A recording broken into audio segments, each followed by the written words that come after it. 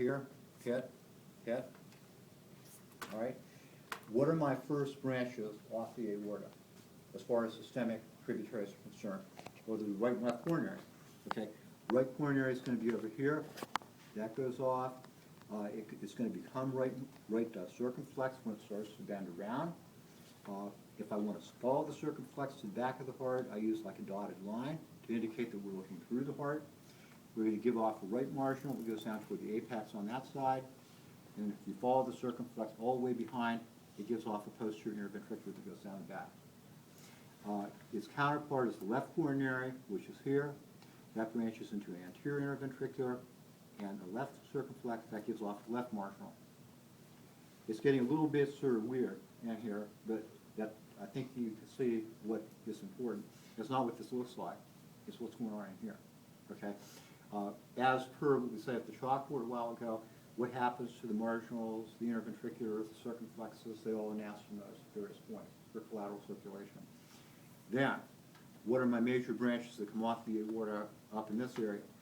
The brachiocephalic artery, what does that do? Branches into right subclavian, right common carotid. Then we have left common carotid, left subclavian coming off the aorta separately. What do we do from there? We take the common carotids, they split. External carotid goes to the outside of the head. Internal carotid goes through the carotid canal into the cranial cavity. Same thing on the other side. External carotid, internal carotid through the carotid canal.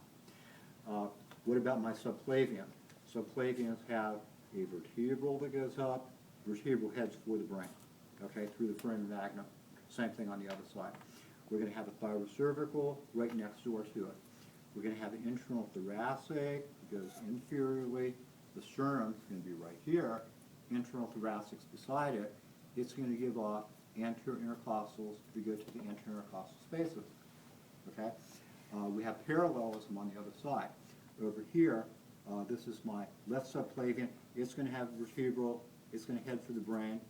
We're going to have a thyrocervical over here. We're going to have internal thoracic over here. Anterior intercostals that go off of that. What do we say happens to the subclavian after it goes out into the armpit area? Well, as soon as it emerges into the axilla, it's now axillary on both sides. And what does the axillary do? It splits into a brachial and a subscapular. Over here, brachial, subscapular. Subscapular just goes to the anterior part of the scapula. Brachial goes down into the forearm and it splits into radial, ulnar.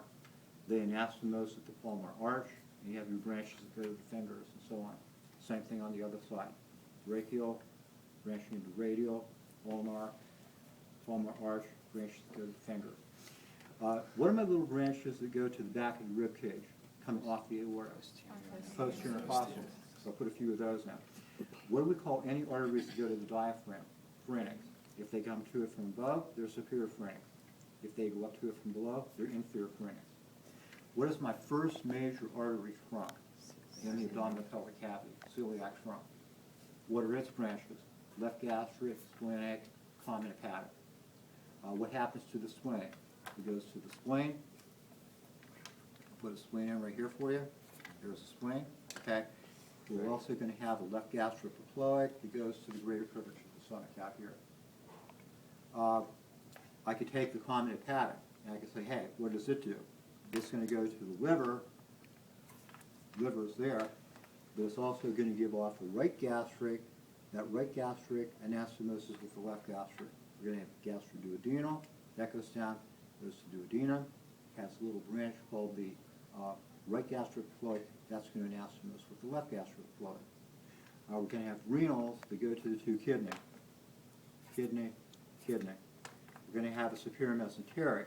Goes down, branches into all the mesenterics to go to the small intestine. But the colic branches, middle colic, right colic, ileopolic. Okay? We have an inferior mesenteric down here. That goes to left colic, to the left side of the colon, superior rectal, down to the sigmoid colon and the rectum.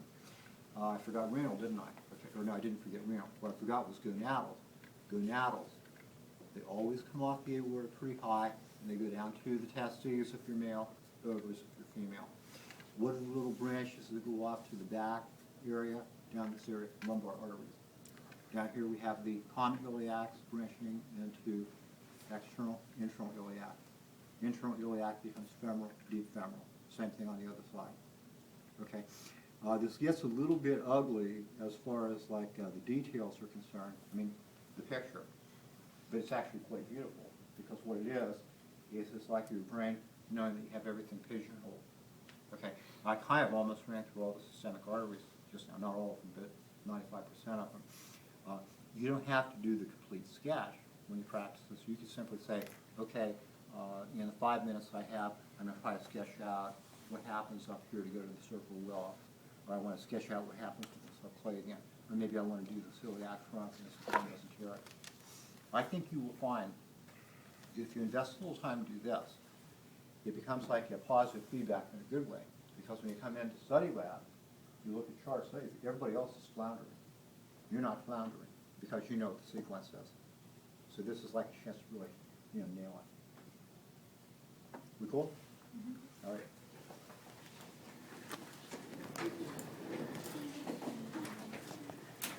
Can I see that picture real quick? You better not. You have it. Right on. Thanks.